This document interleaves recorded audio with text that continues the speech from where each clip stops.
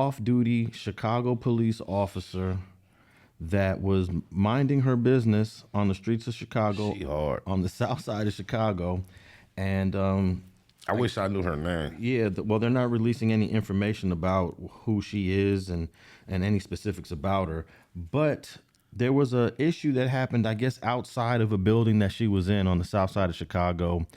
She goes out there. There's a bunch of brothers out there, and then eventually everybody leaves except one. She engages this one in a conversation, just short talk, nothing serious about what happened and how much money he lost. And she was actually just trying to be helpful to him. And then at the last minute, the dude decides, I'm gonna take her gun. Big old dummy. What did he do that for? Now, during their conversation, she mentioned something about, I would have been here I would have protected it or shot or whatever.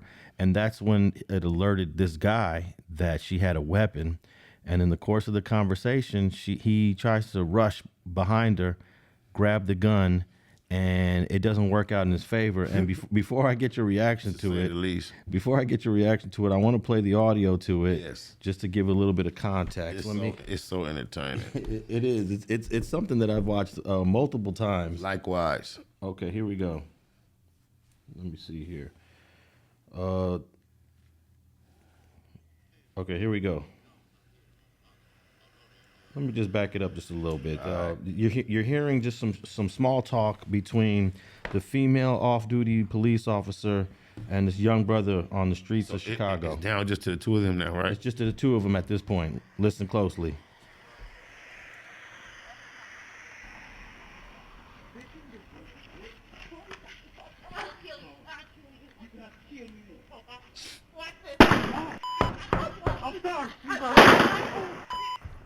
You got it. Okay. Dang, you shot me for real.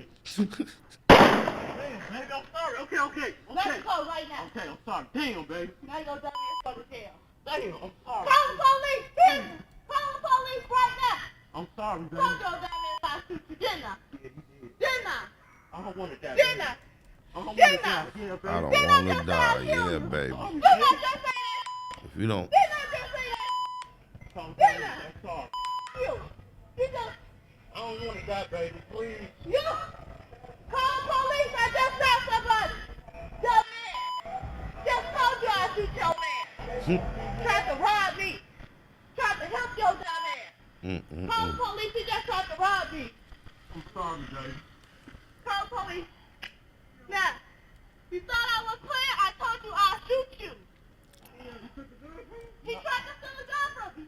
Call the police. That's your good? Yes. Call the police.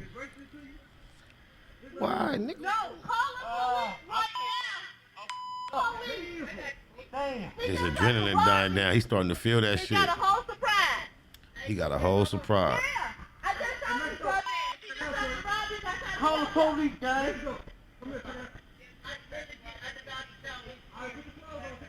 They talking about police, no ambulance. I just told you I was trying to help you. I apologize, You baby. dumbass. I Dumbass. just tried to help you. I told your dumbass I'd shoot you. You tried to steal my gun.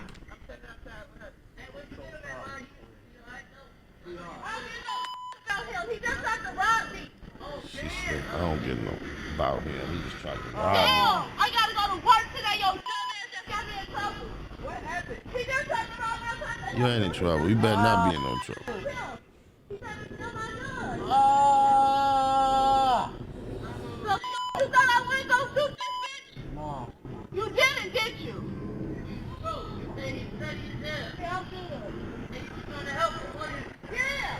Okay, that's the end of it there. So the brother's name is Leevon Smith, Leevon, and Leevon Smith lost his life shortly after that interaction with this unknown off-duty police officer. It looks like, based on the video, she's a red bone, as they say, light-skinned sister.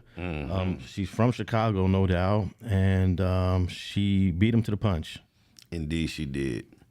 I know you shared with me off camera that there was controversy, at least in the comments, about her being justified in what she did. I'm bamboozled to I can't imagine anyone having anything other than, you know, I'm proud of her. She's a hero in my book, just say the least, just in general. Well, the family of Leevon Smith filed a $10 million lawsuit against the city of Chicago. And they're saying it was excessive because it's one shot, boom. Then a second shot, boom. More conversation, more talking, and then there's a third shot. So they're saying, obviously the family and the lawyer representing the family saying that was excessive. You know, as I watched it in real time before anyone mentioned any of that, I heard the third shot and I had the thought of it being excessive as well. But right after the third shot, you hear her say, "Let me go." And he responds with an okay.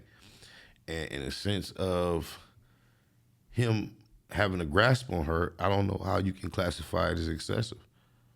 If you remember when the dialogue first started after the tussle, she said, "I will kill you."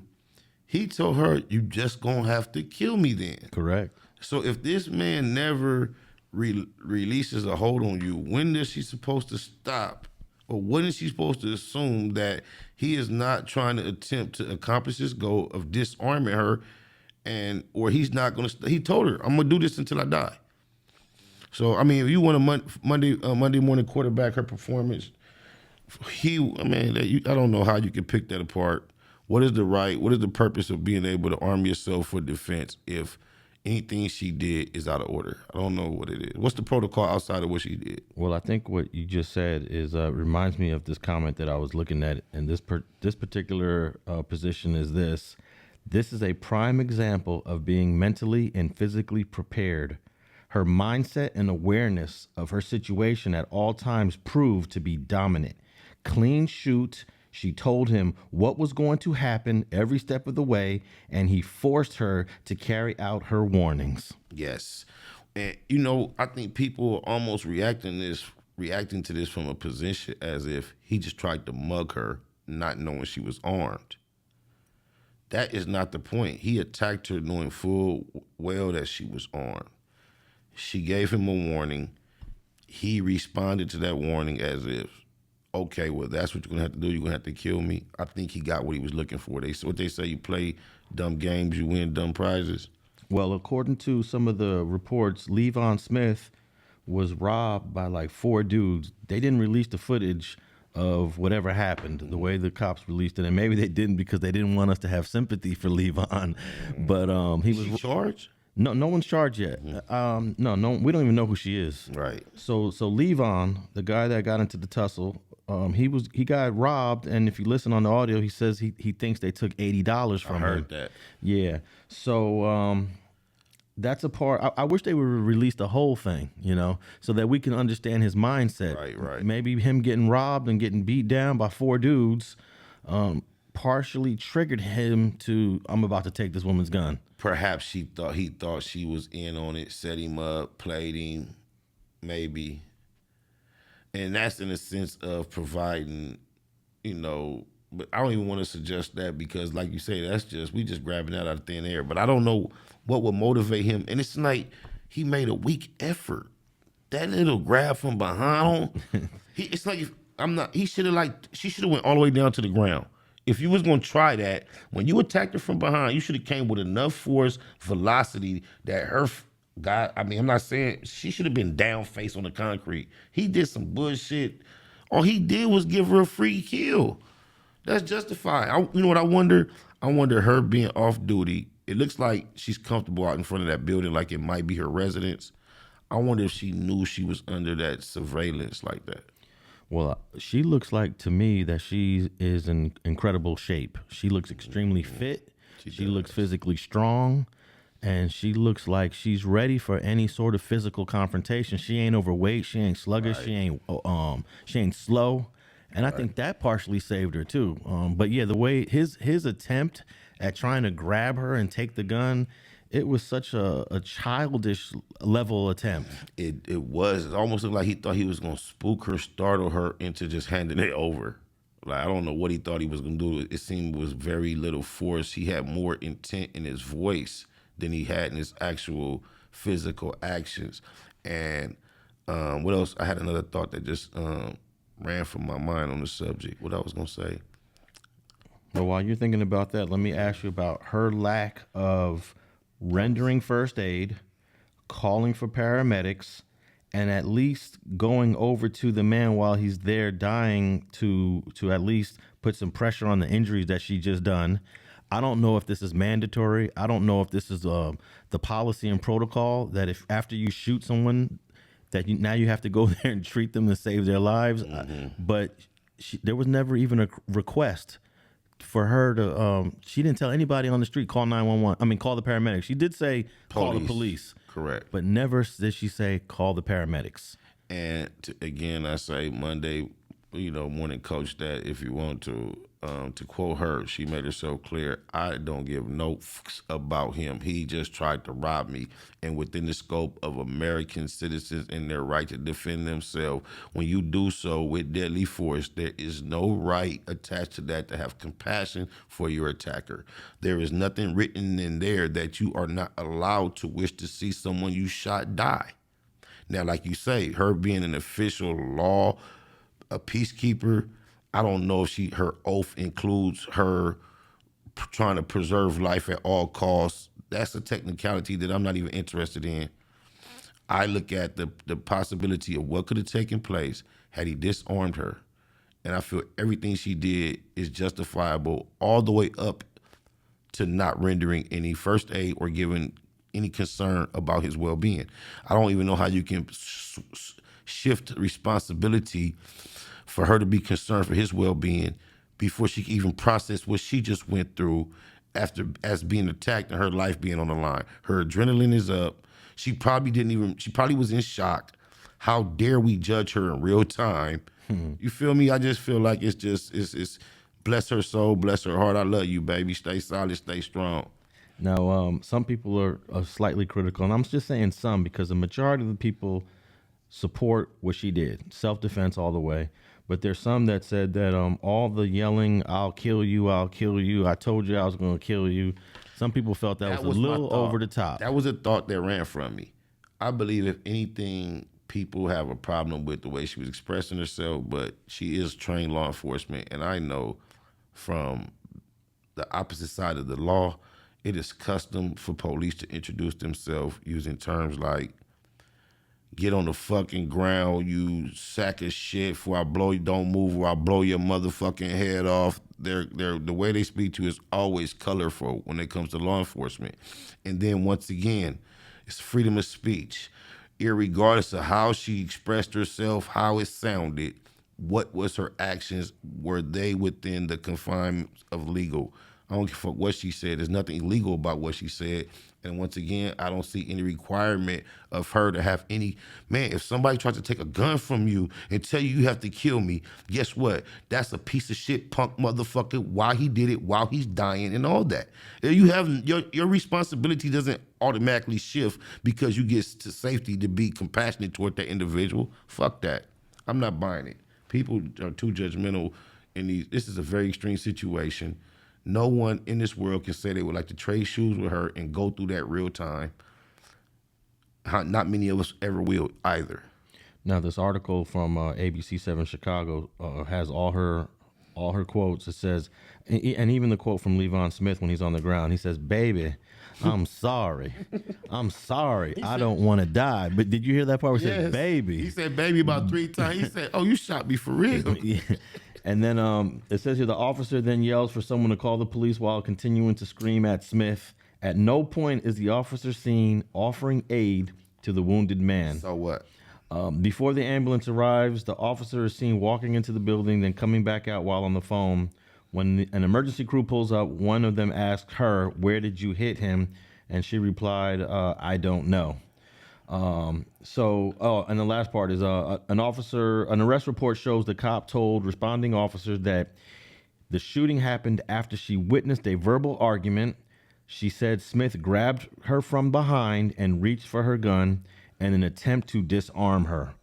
So, yeah, at the end of the day, I don't think that there's any criminal charges, but that's not going to stop a civil case, though. They might still be able to get a check out of this, the family of Leevon Smith. Now, when it comes to the ramifications of all that, I can't predict anything because shit go Mickey Mouse and tricky when the law is concerned all the time. However, when it comes to the court of integrity, right and wrong, I don't for what nobody say. There was nothing that she did that I would suggest she do different. When it got to the point of her being vocal, guess what? It's time to freestyle, to each his own. Her physical, actual activities are all justified. If anyone has any female that they love, mother, auntie, sister, daughter, wife, I couldn't imagine telling my daughter, you should do any part of what I saw different. Nothing. Yeah. It shows the records show that this woman just joined the police force last June, so she hasn't even been on the police force for a year. So this is her introduction into the Chicago PD. Do you know what type of swag she walked back in that building with when she? Oh, they gave her high fives. What? What? Yeah, they saw that video and was like, "Hey, we got to throw a party for her." Yes, yeah. Now, how do you think about the way? Because this is real. What you just said. Police often celebrate their kills, but they'll even celebrate the bad kills. Yeah. This is definitely it's hard to judge this one. I don't even look. I know she is off duty, but I don't see this as police work.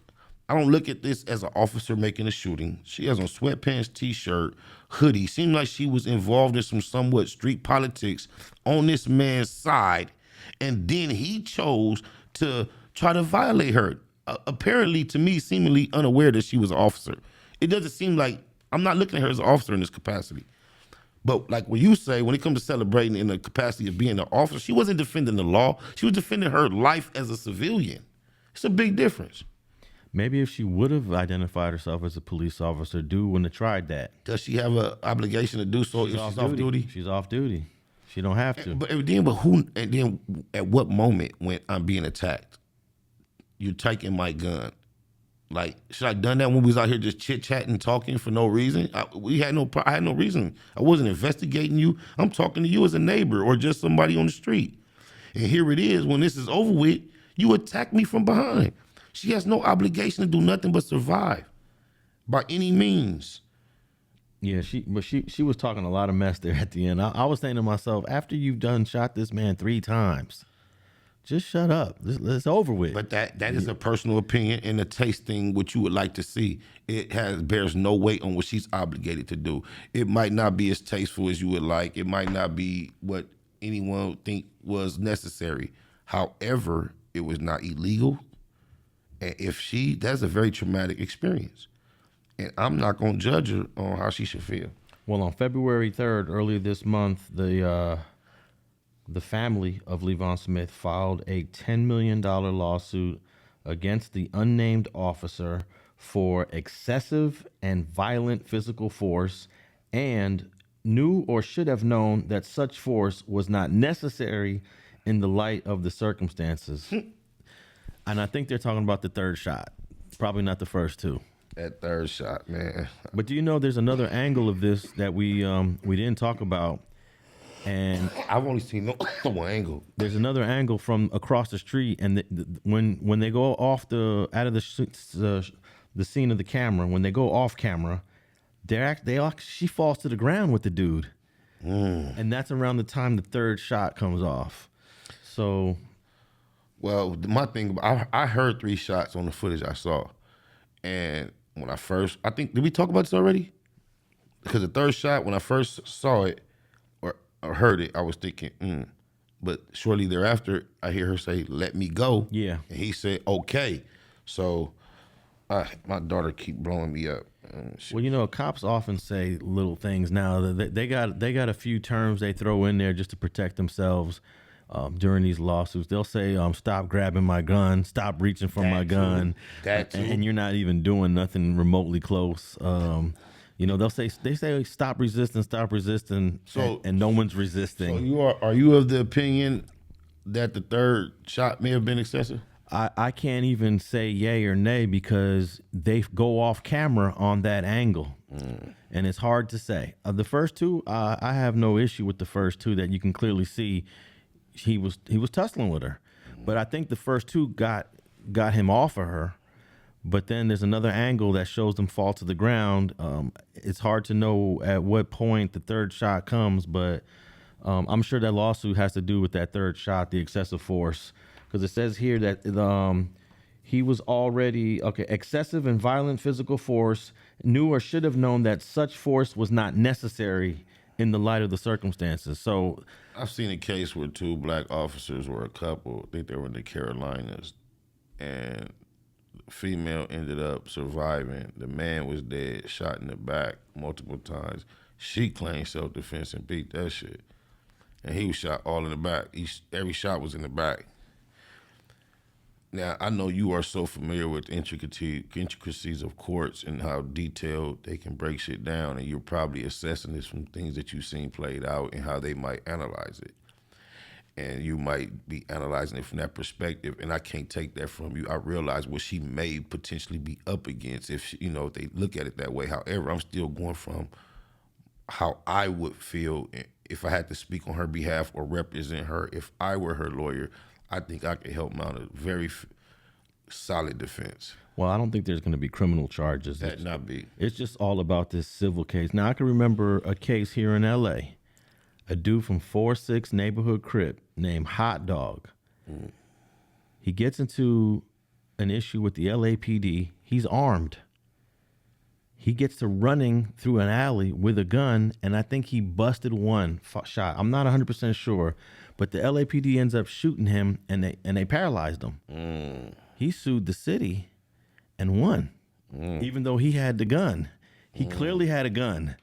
And most people, if there was a video of this Hot Dog from 4-6 running through the alley with a gun in his hand and the police shoot him, most people will say, he deserved it. But dude filed a lawsuit and got over $1 million from the LAPD, but he had to live the rest of his life in a wheelchair. That remind me of that dude in a commercial that say, Larry Parker got me $2.1 million. Damn. Are you up on Hot Dog from? He's resting in peace right now. Hot Dog from 4-6 neighborhood crib. I've seen like recently on the internet like the story, the legend of like somebody covered it, but I don't think I actually clicked on to it. I'm not directly familiar. Yeah, he had a barber shop over there on Wilshire near Death Row. When you was messing with Death Row, did you ever go to the San Vicente Wilshire building? Yeah, that's where I was at every day. Well, he remember there was a little strip mall, I guess, right outside the building. Some other smaller businesses. Chicken on Fire was over there. There was I don't remember what was there then, but he had a barber shop in that strip mall. I used to go over there all the time. We used to eat Chicken on Fire. You know what's ironic? Years later, I was in Beverly Hills. I left a meeting in Beverly Hills. That place where next to Death Row, it was a sandwich shop there that wasn't there back in the day. And I went in there with a female. And we went in there to get something to eat. And it was a female standing in the store, right? And she was like, when we left out, she was like, that's Angela Simmons. I'm like, I don't know Angela Simmons from a can of paint. I just know the name. So I'm like, no, it ain't. You sure? She was like, yeah, but she was standing in the store looking so humble. When I went back in, I was like, hey, are you Miss Simmons? And she was like, yep.